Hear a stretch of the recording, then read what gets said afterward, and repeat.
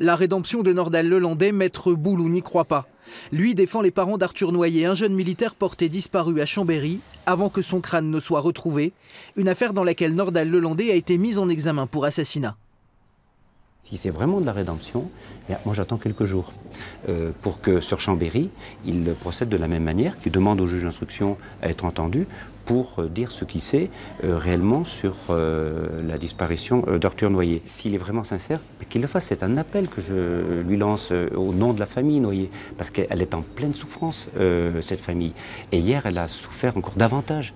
L'avocat envisage même de demander une confrontation avec Nordal-Lelandais. Dans la région, une dizaine d'affaires font déjà ou pourraient faire l'objet d'un rapprochement avec le suspect. Aidées par une association, les familles se sont réunies il y a quelques semaines à Lyon. Parmi elles, celle de Malik Boudevillain. En 2012, à Échirolles, près de Grenoble, ce jeune homme de 30 ans disparaît. L'affaire est classée sans suite 2 ans plus tard pour défaut d'infraction, mais sans qu'aucune instruction n'ait été menée. Ce matin, Bernard Boulou a déposé une plainte contre X.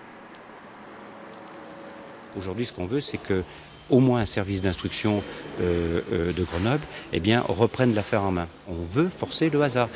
Peut-être que là encore, on aura peut-être une chance. Alors ce ne sera pas forcément Monsieur Lelandais qui sera impliqué dans l'affaire Malik ou dans d'autres affaires qu'on a réouvertes, mais au moins on saura si ce n'est pas une autre personne.